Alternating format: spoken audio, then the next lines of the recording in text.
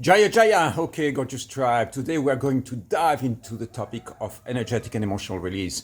What I want to say about this topic it is that it is really a fascinating thing because on this planet right now you have billions of people who are trapped in emotional states, energetic states that don't serve them.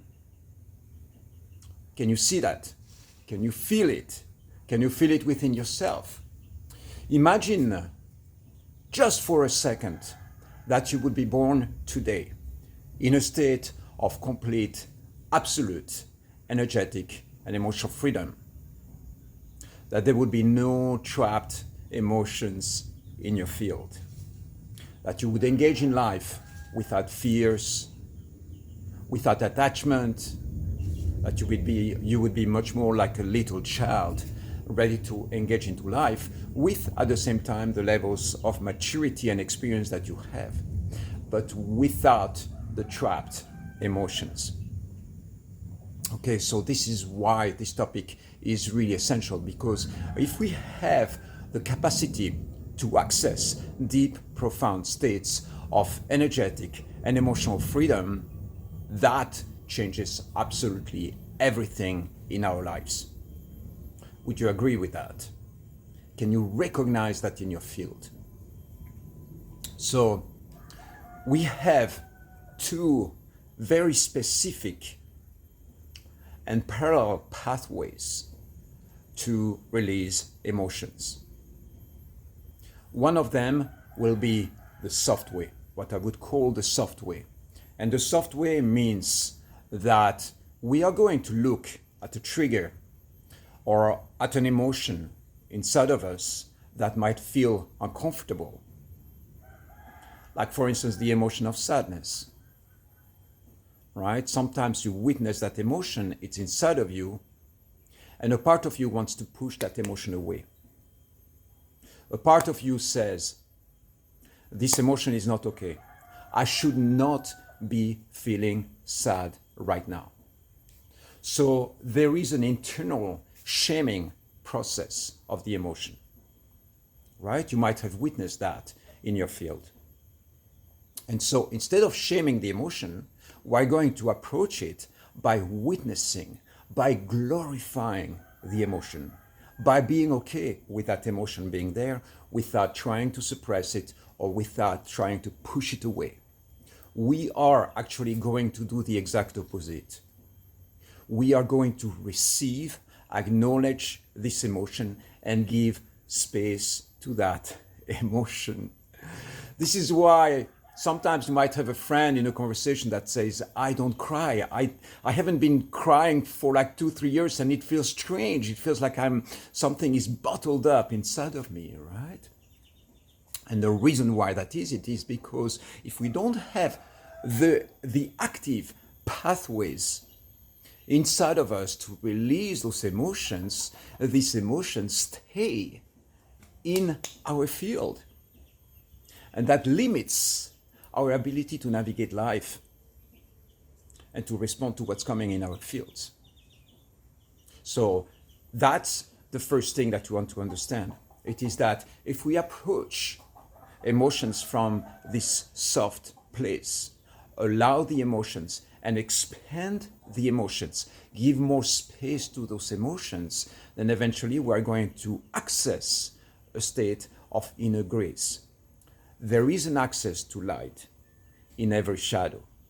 This is what we want to remember, is that if you open the space for these emotions to be acknowledged or released or expressed, then guess what happens? It expands us. It gives us emotional and energetic range. Okay, so this is the first approach, the soft approach. And I will tell you more about the details of this approach or this strategy in another video. The second strategy is the dynamic emotional release.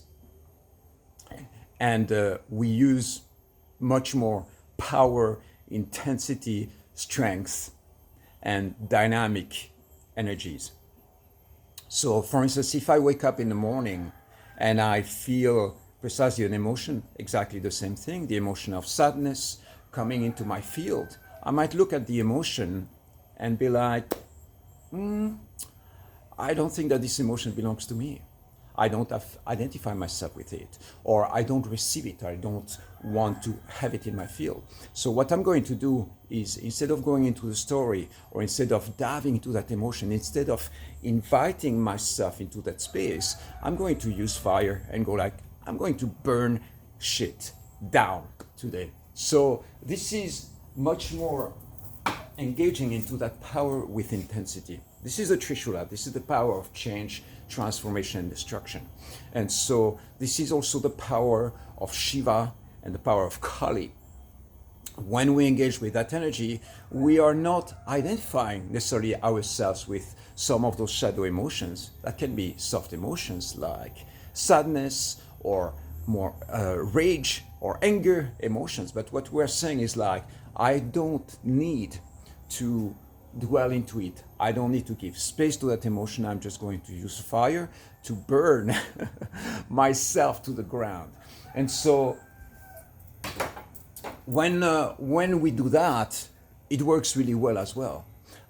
In my experience, because of my natural way of navigating energies, I probably use the second approach maybe 80% of the time. This doesn't mean that I'm not comfortable with my sadness, or comfortable with soft emotions, or comfortable with navigating the other one.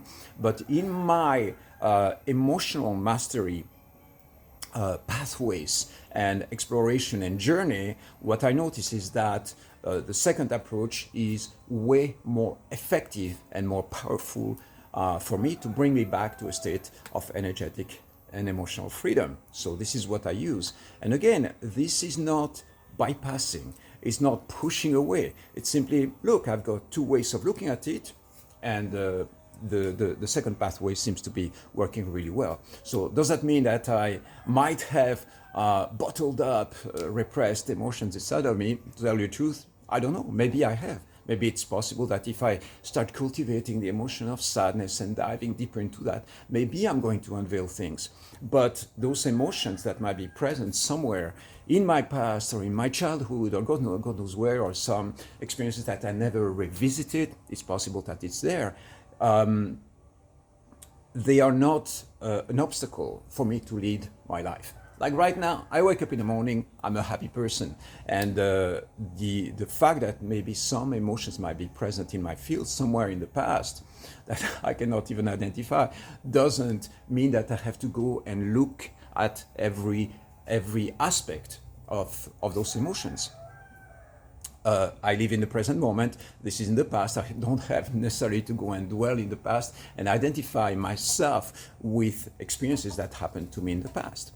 When you look at your life, you can be like, I am the result of my emotions, I'm the result of my experiences. All right, you can look at it from that place, and you can look at your life from another angle, which is, I am not my past experiences. I am not my emotions. There is something deeper inside of me that is my universal identity, and this is what I decide to channel in my life right now. So you look at the past, present, and future, what's happening on the surface of your mind and on the surface of your life, like waves that pass, come and go. And so if you see a wave that is a bit challenging, that crashes you on a reef, you can identify yourself with that experience and say, this is mine, I'm going to hold it, I'm going to hold to that trauma.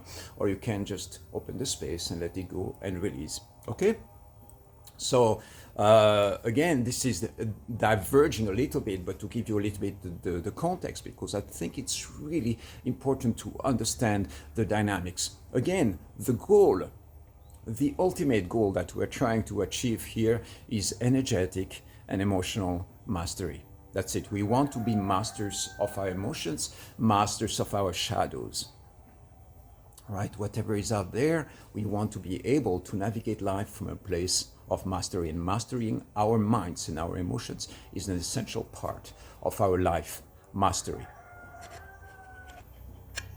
So that's it for this quick overview. there is much more to say about that. Of course, emotional mastery is a vast topic, and I will give you different techniques and different ways of approaching in another video. For now, remember two fundamental parallel pathways of mastering your emotional states and releasing triggers or doing energetic and emotional release. The first one is the soft approach, diving into them, allowing the emotion, identifying yourself with these waves of energy and witnessing and giving space to all of that, and eventually feeling within the core of those soft states or those emotional states, the emotions being released. That's approach number one. Approach number two is bringing in the fire, burning things to the ground without necessarily dwelling into the details of what's happening in the field right now. So it's very often it's an energetic and emotional shift that is really powerful to access. And what happens when you go into this second approach or second strategy? Well, it is that whatever shadows are trying to hook on your system, they get released because you create a field of protection where those shadow hooks no longer have access to your system, or little access to your system. Okay. If you have any questions, feel free to reach out. My name is Shiva Rajaya. I'm vitalcoaching.com on the internet, and on Instagram, Vital Coaching, on YouTube, Vital Coaching, and you find me as well under the name Shiva Rajaya. That's it. If you want to have one-on-one sessions, of course, I'm available, and feel free to reach out. I've got a link tree with all my offerings as well on my Instagram. Love you.